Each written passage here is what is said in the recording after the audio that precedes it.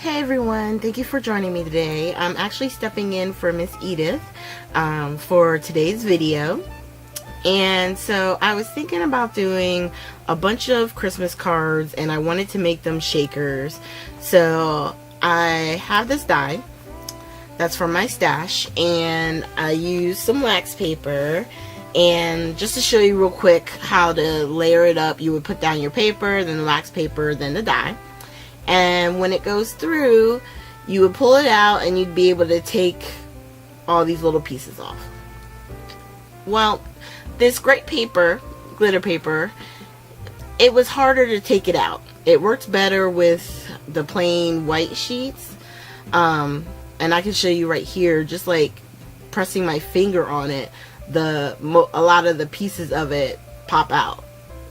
Okay? And it was like, it was super easy. There were certain parts, like as it got to the end, I did have to like use my picking tool, my piercing tool, to poke them out. But for the most part, it really didn't take too long. Now on pieces that look like they're going to give me a little bit of trouble, I do push them to the back side, so that way if I have to pull it, it tears on the back side and the front still looks good. You know what I'm saying? Because that's going to be the part that's down on the card anyway. So, but as I'm doing this, I am going to make sure to put links down below.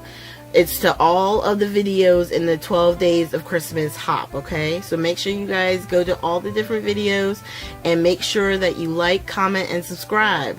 That way, if there's a giveaway, you guys will get the chance to be, you know, entered in for the prizes. So, for the shaker card, which is what I was trying to make, I'm just putting some adhesive all the way around the outside edge of the piece that was cut out. And then I have these window sheets, which is the clear, you know, plastic. And I'm going to lay it down and peel off the backing. And then you have your, basically your shaker window, so the part in the front where it's not gonna, you know, none of the pieces are gonna come out. Now for this particular one that I'm doing just real quick to put together, I'm using paper that doesn't have the backing or the tape on the back, so I used a little bit of glue. If you were to do this where you know you didn't have adhesive on the back, just be careful. You don't want to use a whole lot of glue because you don't want all that smearing. And normally I would use my 3 foam tape, but because like the result of this card is like it's not going to actually be used, I just grabbed some of my more inexpensive foam tape that I got. It's not as thick and it's actually a very sticky tape, and I find it sometimes hard to work with even with my Tim Holtz scissors. So you're gonna see me kind of like fussing with this, and I've sped up my video because it felt like it took forever for me to get all this tape laid down and the backing off. But if you do have the 3M foam tape, it actually works really well, and the suggestion is that you know, cut your 3M tape in half, and then before you go to lay it down, just take the backing off, and it makes it so that it's easy to bend and move around. And you can usually do one full piece, and then that way you don't have to worry about anything falling out of the shaker bits. Now on the main card that we're going to wind up finishing, I didn't put any decorative paper on the background. So it's got the red glitter ornament on the front, and then in the background it's just the plain white paper.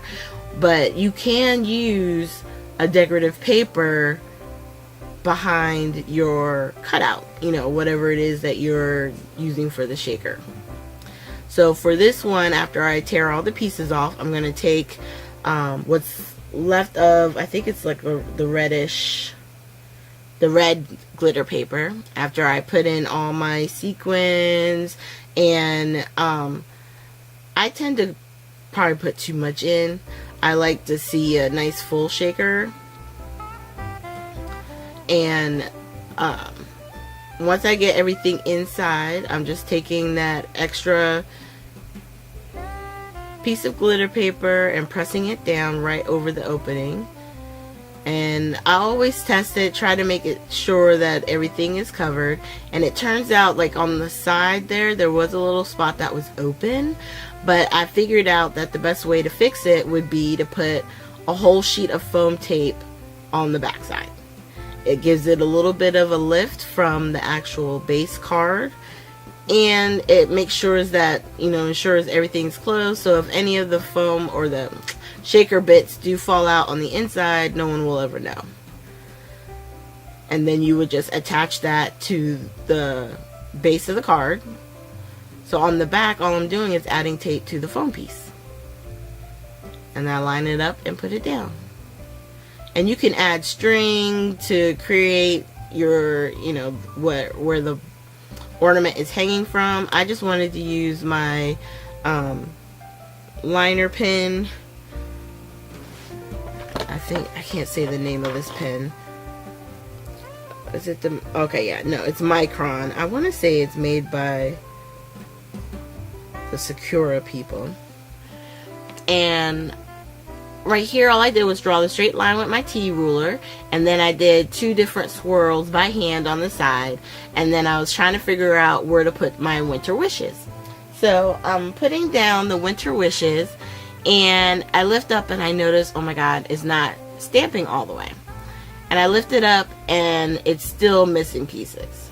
So what I had to learn was that this particular set or stamp needed the cushion underneath.